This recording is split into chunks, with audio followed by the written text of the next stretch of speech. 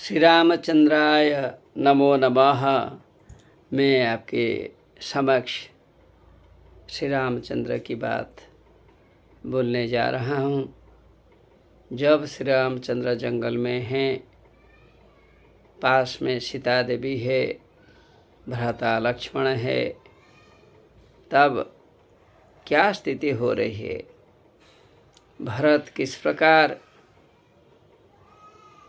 राजा दशरथ का संस्कार करने के बाद वहाँ जाना चाहता है, यह बात यहाँ बतलाई गई है।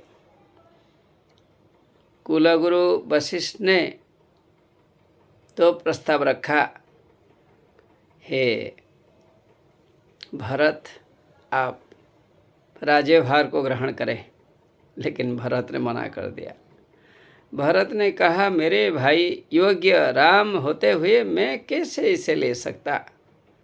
श्री रामचंद्र है, मेरे बड़े भाई है, वह राज्य को संभालेंगे। मैंने आपके कहने पर अंत्येष्टि क्रिया का समापन किया, लेकिन राज्य ग्रहण मैं नहीं कर सकता। उसने कह दिया, अवसरं ततः प्राप्य भरतं प्रोक्तवान् गुरुः पालनं पितृसत्यस्य कृत्वा राज्ये नृपो भव। अब राजा बनो, कह दिया। किसने कहा? कुलगुरु ने कहा। लेकिन उसने कहा, गुरोस्तु वचनं श्रुत्वा सविनयमुवाचसः सिंहासन कृते योग्यो नाहं गुरु कदाचन। हे गुरुवर, मैं अयोध्या का राजा बनने का लायक नहीं हूँ, श्री राम ही लायक है। आप मुझे बता रहे हैं राज कार्य संभालने के लिए? ना ना ना, मैं नहीं कर सकता। फिर कहा उसने, सिंहासन कृते योग्य बनेव सति संप्रति सएव चाभिषक्तव्यो विनीता चित्त में मति ही। यही मेरी बुद्धि है, यह मेरा विचार है कि योग्य श्री रामचंद्र जो जंगल में है, वह इस राज्य को राजा के रूप में चला सकते, मैं नहीं। तो मना कर दिया। मना करने पर क्या करेंगे? जरूर कुलगुरु की बुद्धि बदलने लगी।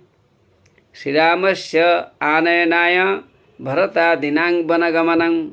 भरत इत्यादि जंगल में जाने के लिए सोच लिया, नहीं हमको जंगल में जाना पड़ेगा। और उसके बाद इसी संदर्भ में लिखा है, गुरुवर महान कवि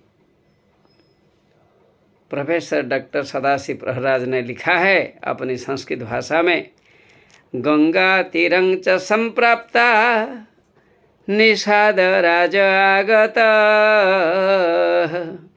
भरतस्य मनोभावं ज्ञात्वा संतुष्ट एव सः। निषाद राज पहुँच गया और भरत इस प्रकार सुंदर मनोहर आकर्षक बातें बतला रही हैं, यह सुनकर बहुत खुश हो गया, बहुत प्रसन्न हो गया निषाद राज ने।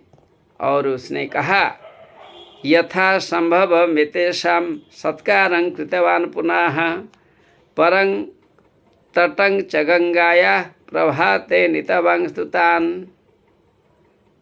उन्होंने सत्कार किया, सभी का सत्कार जी जान से किया और कहा, ठीक है, मैं अवश्य आपको ले जाऊंगा, उनसे मिला दूंगा। तो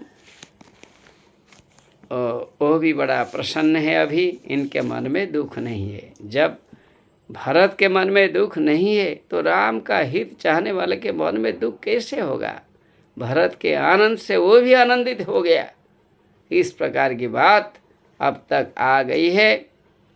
भरत राजा बनना नहीं चाहता है, राम को देना चाहता है, अपने घर के सभी लोगों के पास वहीं पहुंचता है। ये सबसे बड़ी भ्रातृभक्ति है। This is the highest type of brotherly love which is depicted by Professor Dr. Sadashiv Praharaj in Sanskrit.